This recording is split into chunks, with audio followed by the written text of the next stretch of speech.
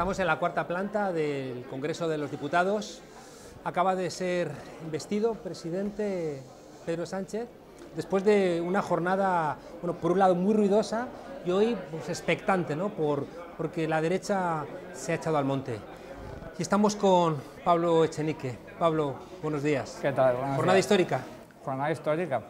Esto es historia de España, el primer gobierno de coalición desde que recuperamos la democracia y el primer gobierno después de casi 100 años en el que millones de españoles que no nos sentíamos reconocidos en el gobierno, representados en el gobierno de nuestro país, pues por primera vez en casi un siglo nos vamos a ver representados. Había como siempre una voluntad de que una parte de España no tuviera derecho a entrar en el gobierno. Claro. Que si el voto útil, Claro. que si la ley electoral, que si el ruido de sables.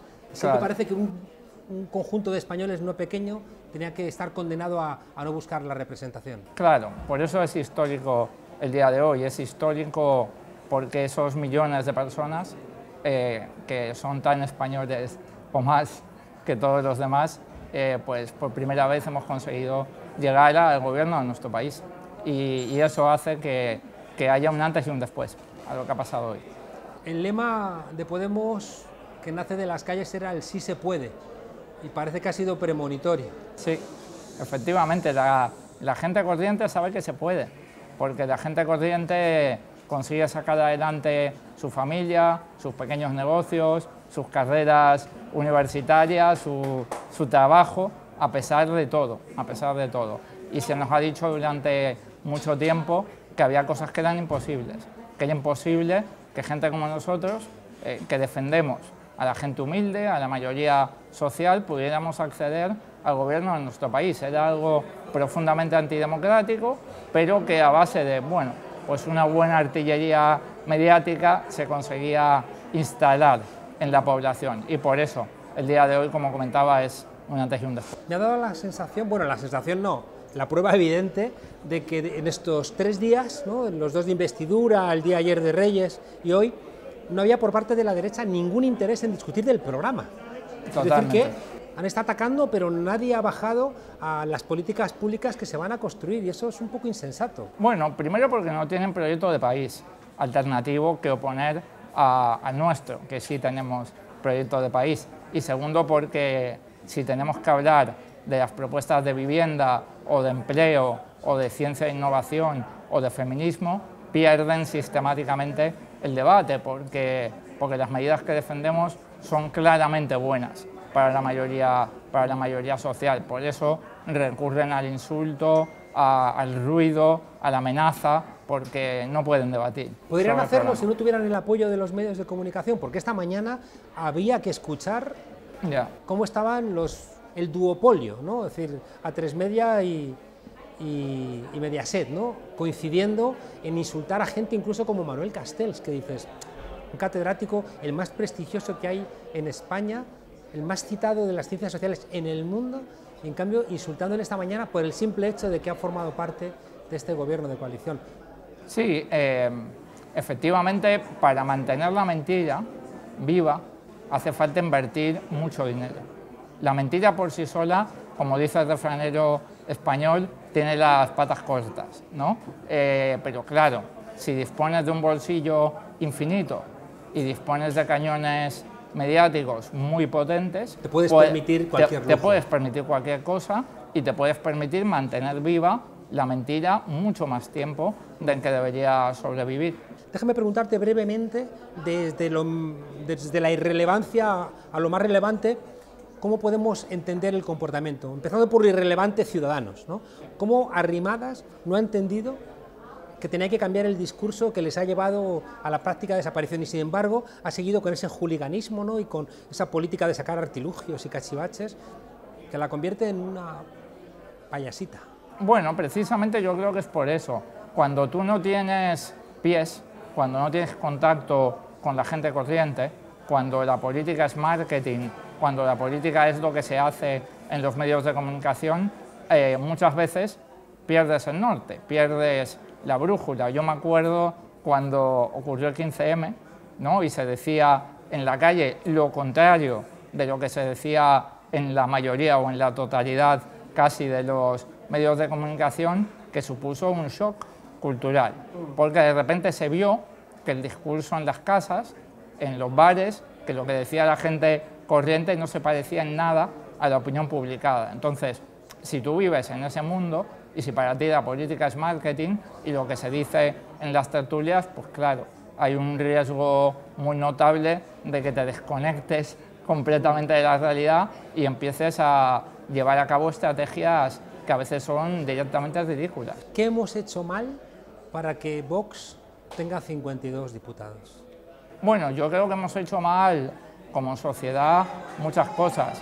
Posiblemente la más importante es dejar que el neoliberalismo se convirtiera en, no ya en una opinión hegemónica, sino casi en leyes de la naturaleza, ¿no? Durante toda la etapa del final de Zapatero y lo que vino después, parecía que no había otra opción que permitir recortes, que permitir precarización de la vida de la gente, y eso causa mucha inseguridad en la gente y eso hace que muchos españoles decentes, buenos, que a lo mejor en su casa son buena gente, son buenos padres, son buenas madres, son buenos hermanos, acaben votando este tipo de cosas. ¿Y es posible que se haya intelectualizado demasiado la izquierda, que le haya prestado atención a preocupaciones que son casi más universitarias o de sectores identitarios, que haya olvidado las necesidades de los grandes sectores que no ven en la izquierda respuesta a sus angustias?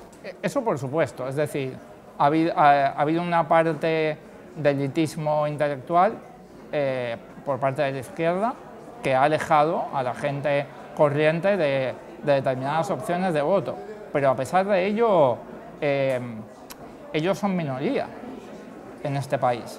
Es decir, a mí lo que me hace ser optimista, algunos compañeros me critican por serlo demasiado, ¿no? Es que después de las cloacas del Estado, después de lo que hablábamos de los cañones mediáticos, a pesar de todo, hay millones y millones de personas que siguen votando Unidas Podemos. O gente que vota al PSOE, que todavía no nos vota, pero que son gente decente y gente solidaria.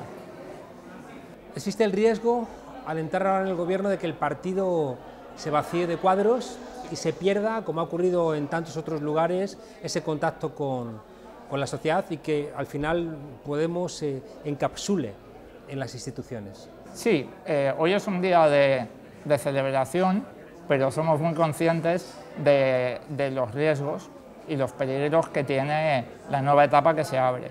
Y por eso, desde luego, vamos a dedicar muchísimos esfuerzos, no solamente a gobernar bien, no solamente a hacer políticas públicas que mejoren la vida de la gente, sino también a prestar atención al partido, a prestar atención al grupo parlamentario y a evitar con todas nuestras fuerzas que el estar en el gobierno nos aleje de lo que nos da la fuerza, que es la sociedad civil movilizada, nuestras bases, la gente decente que no sale en la tele, pero sin la cual lo de hoy no hubiera podido jamás pasar.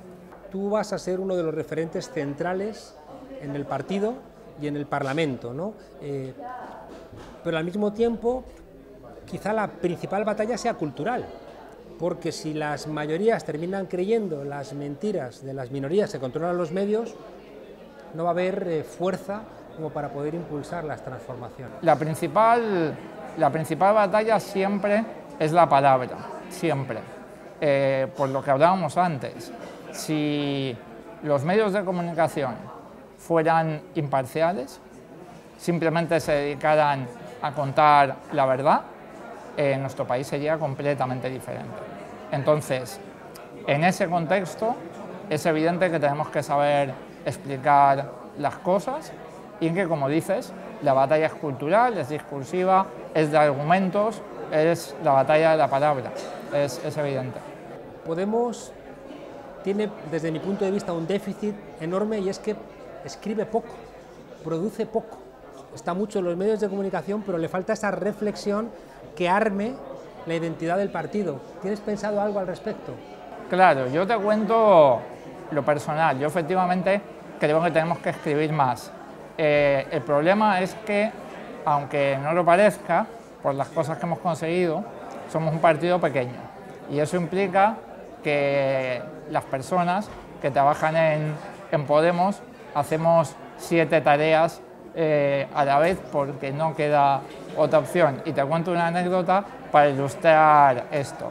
Yo empecé a escribir un artículo sobre el cambio de década para esta Nochevieja, para este 1 de enero, y tuve que parar a mitad porque tareas más importantes se me pusieron delante. Pero sí, efectivamente, tenemos que producir más material intelectual, más estrategia, más textos.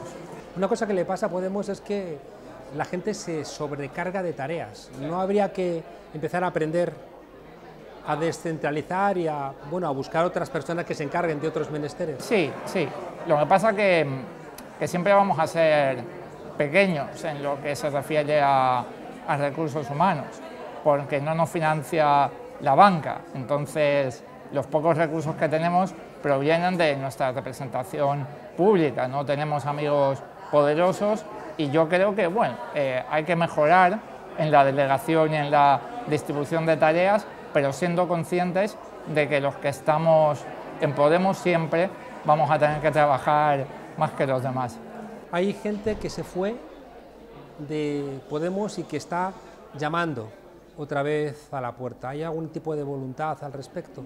Bueno, yo creo que uno de los grandes aciertos del liderazgo de Pablo ha sido el entender que la unidad es importante. Pablo no solamente ha pilotado el proyecto en la dirección que hoy concluye, en la dirección y en que abre una nueva época, ¿no?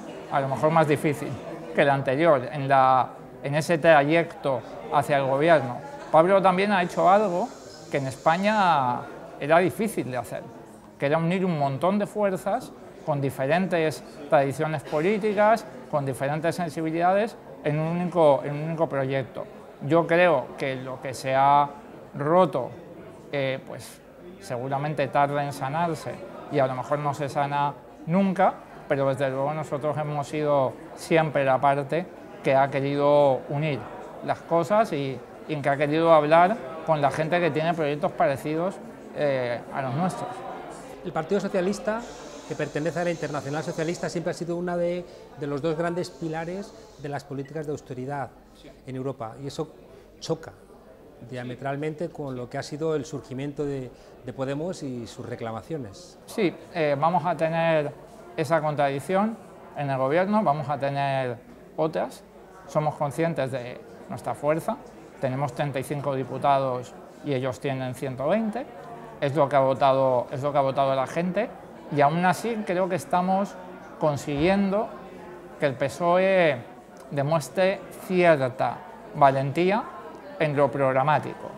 Es verdad que es un partido que cree firmemente en que hay que respetar la ortodoxia económica europea, pero también es verdad que eso se puede hacer de diferentes maneras. Por ejemplo, eso se puede hacer aumentando los impuestos a los que más tienen. De esa manera puedes aumentar la inversión pública y eso te permite cuadrar el déficit. Hay 2 maneras de cuadrar el déficit: bajando los impuestos a los ricos y cargándote la sanidad, o aumentando los impuestos a los ricos e invirtiendo más en sanidad. Y ambas maneras pueden respetar esa ortodoxia europea que el partido mayoritario de la coalición pues quiere respetar, como has comentado. La derecha ha gritado varias veces viva la policía, viva la Guardia Civil, no ha gritado viva la UDEF. ¿Por qué será, verdad? ¿Por qué será? Sí, viva la policía y viva la Guardia Civil, pero cuando toca darles derechos a nuestros agentes, mejores salarios, cuando toca que la Guardia Civil no esté sometida a tribunales militares, cuando toca defender a las mujeres dentro de los cuerpos y fuerzas de seguridad del Estado, ahí ya no gritan viva la policía y viva la Guardia Civil. Cuando han estado viralizando un vídeo donde aparecía el rostro de los policías que custodiaban la Embajada de España en Bolivia, ¿no? Imagínate. Los pone en peligro. Imagínate. De repente los que se dicen patriotas se sitúan del lado de un gobierno golpista y evangélico en Bolivia para difundir la identidad de geos españoles. Ahí tampoco dicen viva la policía o viva la Guardia Civil. Esta mañana se ha planteado por parte de Pablo Iglesias y también de Aitor Esteban que la apropiación de la monarquía por parte de la derecha y de la ultraderecha es malo para la monarquía. Totalmente. Lo ha explicado muy bien Pablo y lo ha explicado muy bien también Aitor Esteban con mucha gracia. Efectivamente, Juan Carlos I supo, como dijo Pablo esta mañana, que alejarse de las derechas era lo que daría estabilidad a su reinado. Y bueno, pues cuando Felipe VI hace el discurso del 3 de octubre, comete un error importante en asumir la estrategia política de las derechas, y cuando Pablo Casado o Abascal gritan «Viva el rey», pues también están haciendo un flaco favor a la estabilidad de la institución monárquica, aunque resulte paradójico para muchas personas. ¿Cuál es quizá el principal reto que tiene Podemos como partido ahora mismo? El principal reto que tenemos, yo creo que tenemos los dos que hemos comentado en la pregunta anterior. El primero, demostrar a mucha gente que legítimamente está expectante por saber cómo vamos a desenvolvernos, qué capacidad vamos a tener en un gobierno de mejorar la vida de la gente. Eso es un reto, y yo siempre he dicho que la gente que todavía no se fía, es normal que no se fíe porque no nos ha visto nunca gobernando. Ahora tenemos el reto de poder hablar a esa gente con hechos, y el segundo reto que hemos hablado, no tenemos que desatender, al revés, tenemos que reforzar la fuerza y nuestra relación con los movimientos sociales y con las bases de Podemos, porque eso también va a permitir que el gobierno vaya más allá de lo que ya si no están las mareas en la calle, si no están los pensionistas en la calle o si no está el sindicato de Yugatels diciéndonos qué hay de bueno y qué hay de malo en nuestro acuerdo de gobierno sobre vivienda. Esos son los dos. ¿Y no es siempre un riesgo que la gente que antes estaba en la calle piense que como ahora hay un partido que atienda sus reivindicaciones y está en el gobierno, tiene que desentenderse de hacer ese esfuerzo extra de estar en las calles? Bueno, para todo el que nos esté escuchando y piense eso, por favor no lo penséis. Es decir, ahora más que nunca hace falta que la gente esté en la calle pidiéndole cosas al gobierno, porque eso nos va a dar a los ministros y ministras de Unidas Podemos fuerza. Nos va a dar fuerza para hacer políticas más valientes. De la misma manera que hasta el PP tuvo que subir las pensiones porque los pensionistas se estaban manifestando, el nuevo gobierno va a necesitar que la gente se siga manifestando por sus derechos, y desde aquí animo a los movimientos sociales a que nos vigilen y a que nos demanden todo lo que nos tienen que demandar. Una última pregunta. En la historia de España, cada vez que ha emergido un movimiento popular que quería representar a las mayorías, siempre la respuesta ha sido violenta, fuera después de la Revolución Gloriosa y la Primera República, después de la Segunda República con el golpe del 18 de julio del 36, con la llegada del PSOE al poder en el 82, antes el golpe del 23 de febrero del 81, el golpe de alguna manera blando contra Podemos, con todas las cloacas policiales. ¿Hay que esperar algún comportamiento de la derecha ajeno al Estado de Derecho? Bueno, yo creo que ya están teniendo varios comportamientos ajenos al Estado de Derecho, como no reconocer la legitimidad de un gobierno democráticamente constituido. Yo creo que la violencia está fuera del horizonte por nuestra pertenencia a la Unión Europea, por el hecho de que vivimos en 2019, pero sí me preocupa otro tipo de utilización del Estado profundo para frenar gobiernos, que es lo que se llama lawfare, y en que básicamente pues es la guerra jurídica. Claro, ¿no? La guerra jurídica, utilizar unos tribunales colonizados por el Partido Popular y a veces incluso por amigos de Vox para, bueno, pues desde ahí, ¿no?, intentar o bien poner palos en las ruedas o bien directamente tumbar un gobierno legítimamente constituido. Eso me preocupa un poco más. Que vayan más allá es difícil estando en la Unión Europea. ¿Se puede revertir todo esto con un duopolio mediático? Bueno, tendremos que seguir haciendo fuerza por comunicar buenos argumentos, por desmontar las mentiras en ventanas como esta y en como otras que podamos tener, y también en los grandes medios de comunicación de masas, aunque sepamos cómo está definido el terreno de juego en esas tertulias. ¿Y esa conversión de Radio Televisión Española en una BBC que sea ejemplo para toda Europa? Bueno, hemos conseguido que el PSOE acepte mejorar el actual concurso público, en que la renovación de Radio Televisión Española se haga por concurso público. Esa pelea también la vamos a dar. Pablo Echenique, mucha suerte en la tarea. Seguramente no solamente un hecho histórico para España, sino también para Europa. No hay en el entorno europeo un gobierno fuerte como es España, que es la cuarta economía del euro, planteando que las políticas de austeridad solamente sirven para producir extremistas de derecha. Absolutamente, yo creo que nos están mirando desde muchísimos países, no solamente nuestro pueblo, sino también desde otros pueblos están mirando la experiencia española, y creo que eso nos tiene que hacer sentir el doble, el triple de responsabilidad que la que ya sentimos. Y la América Latina democrática está mirando hacia España con esperanza, y la América Latina oligarca está intentando aliarse, ¿no?, con la extrema derecha para seguir sembrando ruido. Absolutamente. Muchísimas gracias, Pablo Echenique. Un placer, Juan Carlos. Queda todo por lo menos hoy, que disfrutéis. Hoy celebramos, y a partir de mañana a primera hora a trabajar, que queda todo por hacer. Muchas gracias. A ti.